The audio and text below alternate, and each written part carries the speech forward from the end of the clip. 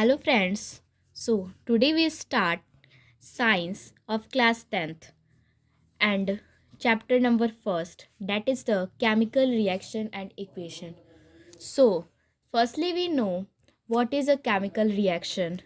Chemical reaction, the process in which new substances with new properties are formed is called chemical reaction.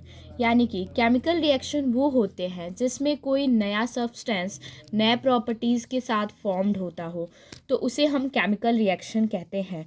इसे हम chapter के अंदर और अच्छे से समझेंगे. And chemical equation, chemical equation वो होता है जिसमें ये जो केमिकल रिएक्शन को अगर हम फार्मूलाज और सिंबल के हेल्प से लिखें तो उसे हम केमिकल इक्वेशन कहते हैं. We can say that the chemical equation is the process of writing chemical reaction with the help of symbol and formulas is called chemical equation. So read the paragraph. In all the above situation, the nature and the identity of the initial substances have somewhat what changed. मतलब हम लोग मतलब situation में इसमें देखते हैं, जैसे for example milk is left at room temperature during summer.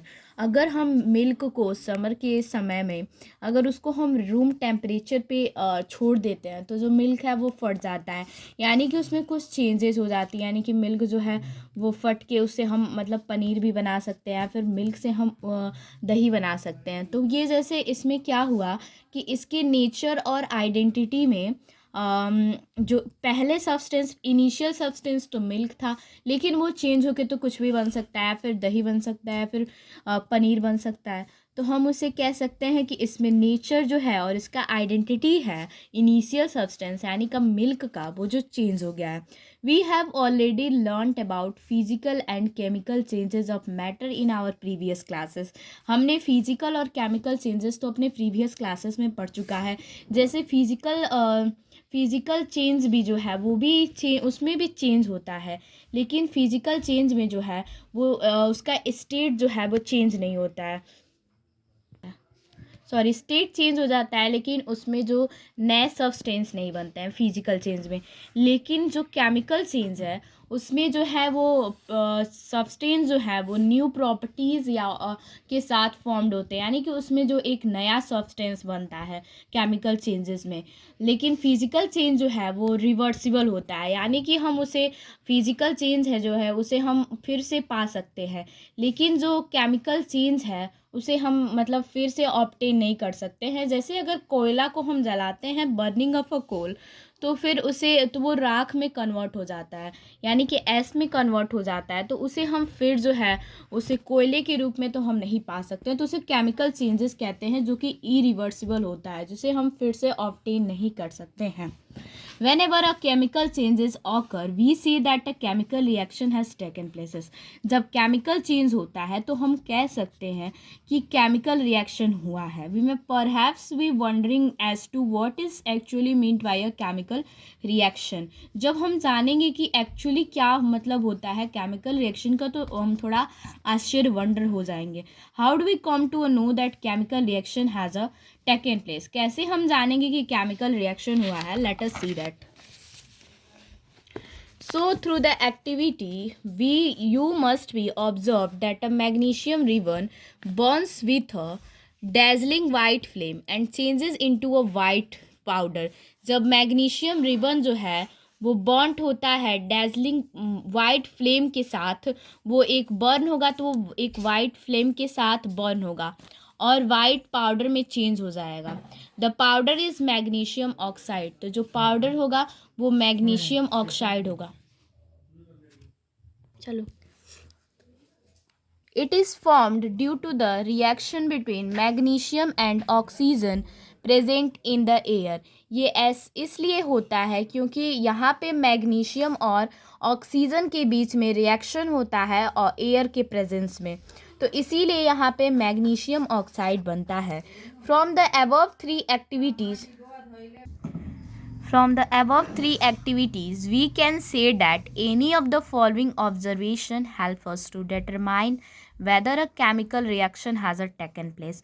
तो जब chemical reaction होगा तो क्या होगा हम ये देखते हैं। चेंज इन स्टेट, यानी कि उसके स्टेट में चेंज होगा, यानी कि वो कोई भी जैसे सॉलिड में होगा तो वो लिक्विड में कन्वर्ट हो जाएगा या फिर लिक्विड में से गैस में, ये मतलब उसके स्टेट में चेंज होगा अगर केमिकल रिएक्शन होगा। तो चेंज इन कलर, और मतलब कलर में भी चेंज होगा, यानी कि वो अगर ब्राउन होगा तो ब्लैक में चेंज हो सकता है, तो कलर में चेंज होगा अगर केमिकल रिएक्शन होगा तो। इवोल्यूशन ऑफ गैस, गैस निकलेगा, यानी कि हाइड्रोजन या फिर कार्बन डाइऑक्साइड गैस, कुछ भी गैस निकल सकता है। चेंज इन टेम्परेचर, टेम्परेचर में भी चेंजेस हो सकते हैं अगर केमिकल रिएक्शन होगा तो। और कभी कभी प्रेसिपिटेट्स का भी फॉर्मेशन होता है केमिकल रिएक्शन में, तो हम इससे डिटरमाइन कर सकते हैं कि केमिकल रिएक्शन हुआ है। As we observe the changes around us, we can see that there is a large variety of chemical reaction taking place around us. जब हम इस चेंजेस को ऑब्जर्व करेंगे तो हम देखेंगे कि यहाँ पे मतलब केमिकल रिएक्शन के लार्ज वैरायटी हैं जो कि हमारे अराउंड टेक प्लेस करते हैं। We will study about the various types of chemical reaction and their symbolic representation in chapter. तो हम बहुत टाइप मतलब अलग अलग टाइप के केमिकल रिएक्शन और इनका सिंबॉलिक रिप्रेजेंटेशन इस चैप्टर में पढ़ेंगे। इस चैप्टर में हम क्या पढ़ेंगे?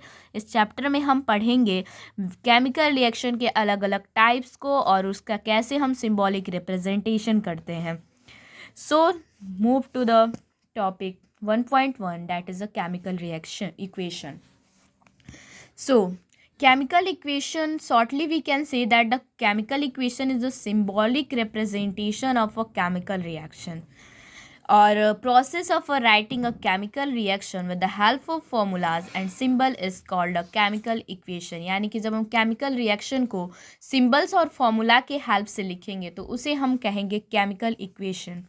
Activity 1.1 can be described as a when a magnesium ribbon is a bond in the oxygen, it gets converted into a magnesium oxide. जब हम मैग्नीशियम रिबन को ऑक्सीजन में जलाते हैं तो ये क्या होता है, मैग्नीशियम ऑक्साइड में कन्वर्ट हो जाता है। This description of a chemical reaction in a sentence is a form of quite long. अगर हम केमिकल रिएक्शन का ये जो सेंटेंस में हम इसे लिखें तो ये थोड़ा लंबा हो जाएगा। It can be written into the shorter form, इसको शॉर्टर फॉर्म में भी हम लिख सकते हैं। The simplest way to do this is to write it in the form of word equation, और सबसे आसान इसका तरीका ये है कि हम इसे वर्ड इक्वेशन के फॉर्म में लिखें।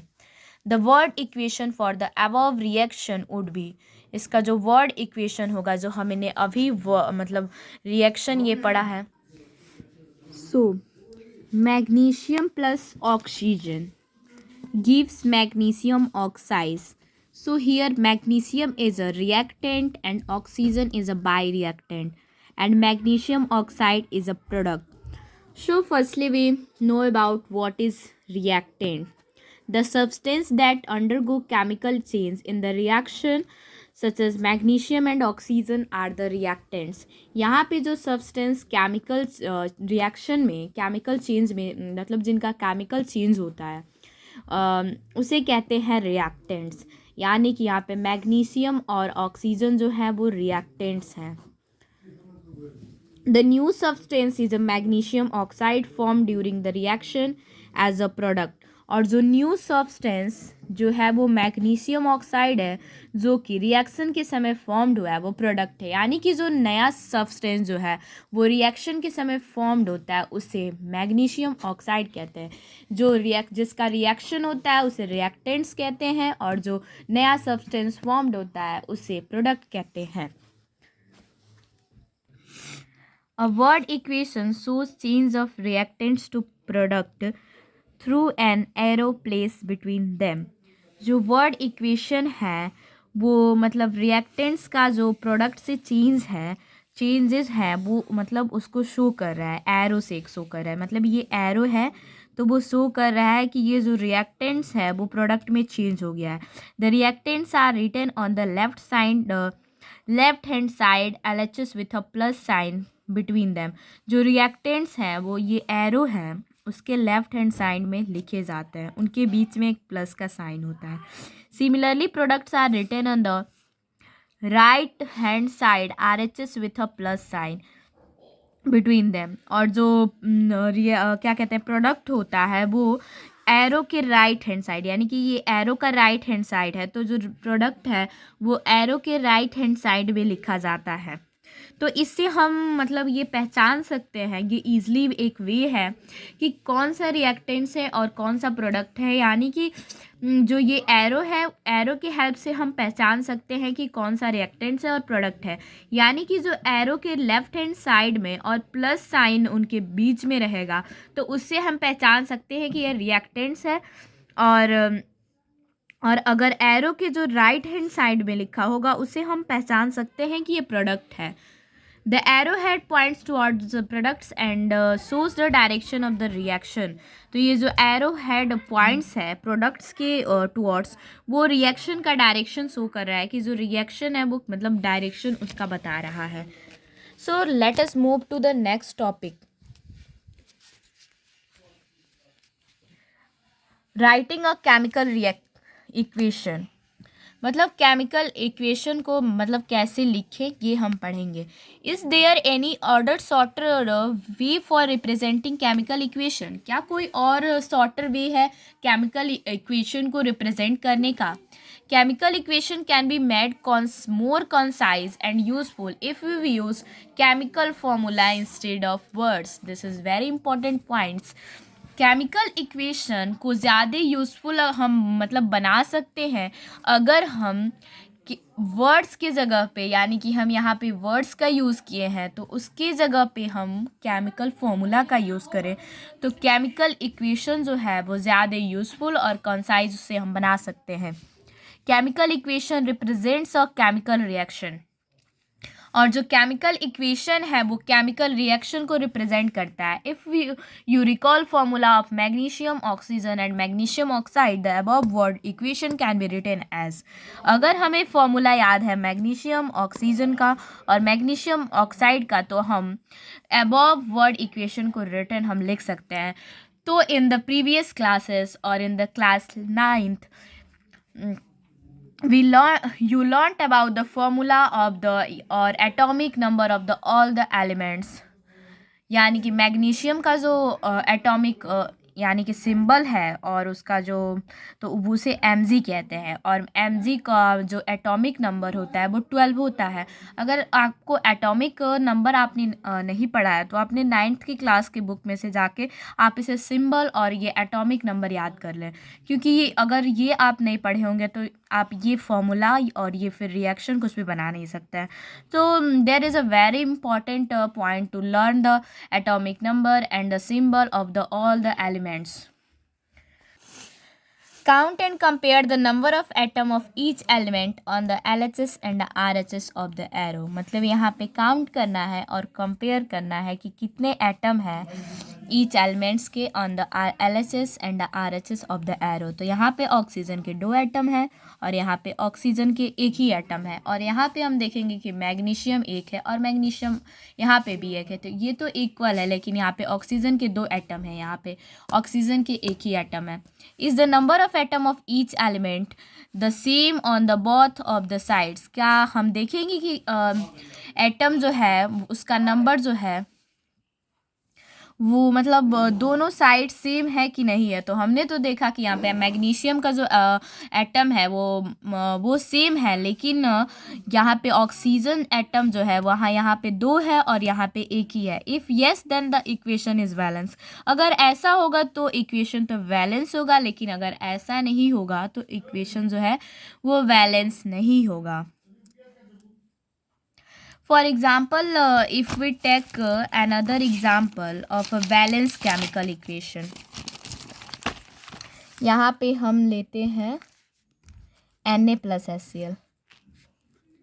ठीक, तो यहाँ पे हम देखेंगे कि इसका होगा NaCl प्लस H2, लेकिन यहाँ पे भी बैलेंस नहीं है. ठीक, यहाँ पे भी हम देखेंगे कि यहाँ पे H2 2 है और यहाँ पे H 1 है. तो अगर हम यहाँ पे 2 लगा देंगे 2HCl, तो ये जो है वो बैलेंस केमिकल इक्वेशन हो जाएगा. इसके बारे में हम तो नेक्स्ट टॉपिक में पढ़ेंगे, so don't worries guys. If not then the equation is unbalance, अगर ऐसा नहीं है तो इक्वेशन अनबैलेंस है, because the mass is not same on the both side of the equation, क्योंकि जो मास होगा यहाँ पे both side of the equation में वो सेम नहीं होगा. Such a chemical equation is skeletal chemical equation for a reaction. वो केमिकल इक्वेशन जो होगा बैलेंस केमिकल इक्वेशन नहीं रह जाएगा, बल्कि स्केलेटल केमिकल इक्वेशन हो जाएगा. Equation is a skeletal chemical equation for the burning of magnesium in a air. Recall the law of conservation of a mass that you studied in class 9th. आपने law of conservation of mass के बारे में तो class 9th में पढ़ा होगा. क्या कहता है law of conservation of mass? Mass can be neither be created not destroyed in a chemical reaction. तो आपने मतलब ये law of conservation of mass के तो अच्छी तरह से 9th क्लास में पढ़ा होगा, जिसमें वो कहता है कि जो मास है उसको ना तो क्रिएट किया जा सकता है, ना ही डिस्ट्रॉयड किया जा सकता है केमिकल रिएक्शन में. That is, the total mass of the elements present in the product of a chemical reaction has to be equal of the total mass of the elements present in the reaction. So that is very important points why is a need of a balancing a chemical equation. The total mass of the elements present in the product of a chemical reaction, जो मतलब chemical reaction में ये जो product का total mass है, elements का जो total mass है वो इक्वल होना चाहिए रिएक्टेंट्स के जो एलिमेंट्स हैं उसके टोटल मास से. That is very important points. That is why we need to balance a chemical equation. हमको केमिकल इक्वेशन इसलिए बैलेंस करने की ज़रूरत होती है क्योंकि हमने क्लास 9th में law of conservation of mass के बारे में पढ़ चुका है, जो ये कहता है कि मास जो है उसको ना तो क्रिएट कर सकते हैं अब ना ही डिस्ट्रॉयड कर सकते हैं केमिकल रिएक्शन में. मतलब कि जो टोटल मास है एलिमेंट्स का मतलब केमिकल रिएक्शन के जो प्रोडक्ट में एलिमेंट्स का टोटल मास है वो क्या होना चाहिए, जो रिएक्टेंट्स है उसके टोटल मास से इक्वल होना चाहिए. मतलब यहाँ पे जो mg है वो उसका तो mg ये तो इक्वल है, लेकिन यहाँ पे O2 2 है और O यहाँ पे 1 है, तो यहाँ पे जो मास है वो इक्वल नहीं होगा. तो ये जो है ये बैलेंस केमिकल इक्वेशन नहीं है. In other words, the number of atom of each elements remains the same before and after a chemical reaction. यानी कि जो नंबर ऑफ एटम है सारे एलिमेंट्स का वो सेम होना चाहिए केमिकल रिएक्शन के पहले भी और केमिकल रिएक्शन के बाद भी. Hence we need to valence skeletal chemical equation. तो ये कौन सा केमिकल इक्वेशन था? ये chemical equation skeletal chemical equation था. तो इसे हमको बैलेंस करने की ज़रूरत है. Is the chemical equation balance? Let us learn about the balancing of chemical equation step by step. अब हम यहाँ पे केमिकल इक्वेशन को बैलेंस करना सीखेंगे step by step. The word equation for the activity 1.3 may be represented as a zinc plus sulfuric acid gives zinc sulfate plus hydrogen. Zinc यानी कि Zn, sulfuric acid H2SO4. This is very important to learn all the formula of important elements as I already told you guys. So please learn all the formulas and atomic number of all the elements. This is very important points to balancing a chemical equation. The above word equation may be represented by the following chemical equation. इसको तो हम represent ऐसे Zn, इसको word equation में हम लिख सकते हैं Zn plus H2SO4 ZnSO4 plus H2. तो यहाँ पे हम देखेंगे कि केमिकल इक्वेशन बैलेंस है या नहीं बैलेंस है.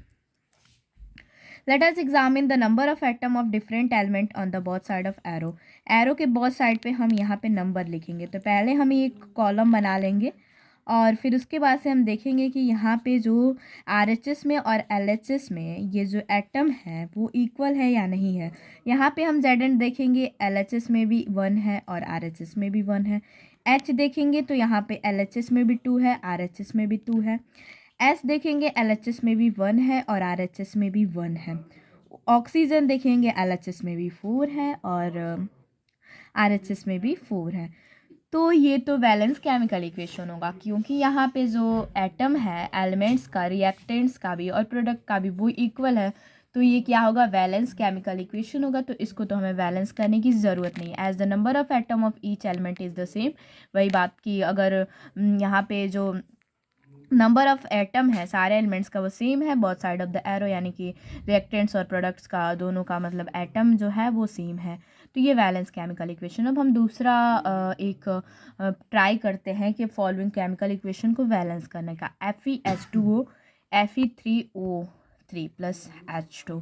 यहाँ पे हम देखेंगे कि हम एग्ज़ाम्पल लेंगे यहाँ पे आयरन का और H2O का। तो यहाँ पे बनेगा Fe3O4 और H2। इसको हम बैलेंस करना देखेंगे। Step first, to balance a chemical equation first draw boxes around each formula, do not change anything inside the box while balancing the equation. अगर मतलब हमें पहला स्टेप तो ये है कि अगर हमें केमिकल इक्वेशन को बैलेंस करना हो तो पहले हम क्या करेंगे, बॉक्सेस ड्रॉ करेंगे अराउंड ईच फार्मूला। जितने भी फार्मूला हैं उनके अराउंड बॉक्सेस ड्रॉन किए करेंगे, जैसे यहाँ पे ड्रॉन किया गया। Do not change anything inside the boxes while balancing the equation. यहाँ पे मतलब ये बॉक्सेस के इनसाइड में कुछ भी नहीं चेंज करना है। ये नहीं कि यहाँ पे जैसे Fe3 है तो यहाँ पे 3 है, यहाँ पे एक ही है तो हम इसके बॉक्स के अंदर 3 लगा दें, तो ये जो है वो रॉन्ग बैलेंस केमिकल इक्वेशन होगा। This is very important points. List the number of atom of different elements present in the unbalance equation. और फिर हमें जैसा पहले इक्वेशन में हमने किया था, जितने भी वहाँ पे क्या है कहते हैं एटम जो है उसको हम देख लेंगे कि LHS और RHS में कितने कितने हैं।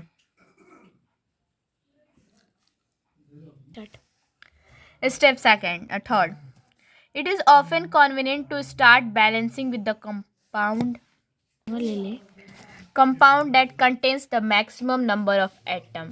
पहले ये ज़रूरी है, नेसेसरी है कि हम उस कंपाउंड को बैलेंस करें जिसमें मैक्सिमम नंबर ऑफ एटम हो। ये इम्पॉर्टेंट रूल है। जैसे अब देखेंगे कि किसमें मैक्सिमम नंबर ऑफ एटम है। पहले हम इसमें क्या देखेंगे, मैक्सिमम नंबर ऑफ एटम कौन सा है। यहाँ पे हम देखेंगे कि ऑक्सीजन मैक्सिमम नंबर है। इट में भी रिएक्टेंट और प्रोडक्ट, मतलब ये रिएक्टेंट और प्रोडक्ट हो सकता है, तो यहाँ पे प्रोडक्ट है। In that compound select the elements which has maximum number of atom. इस कंपाउंड में एलिमेंट्स को सेलेक्ट करेंगे जिसका मैक्सिमम नंबर ऑफ एटम है। Using this criteria we select Fe3O4। यानी कि जो कंपाउंड है, यानी कि ऑक्सीजन जो एटम है, पहले तो हम देखेंगे कि किसमें ज़्यादा एटम है, ठीक। फिर जो वो एटम होगा वो किस कंपाउंड के, उस कंपाउंड को सेलेक्ट करेंगे। यानी कि ऑक्सीजन यहाँ पे तो है, वो ऑक्सीजन किसके साथ है, Fe3O4 के साथ है, तो उसको हम सेलेक्ट करेंगे। Using this criteria we select Fe3O4 and the element oxygen in it. Oxygen elements को, there are 4 oxygen atom on the RHS and only 1 on the LHS। LHS में केवल एक ही ऑक्सीजन है, जबकि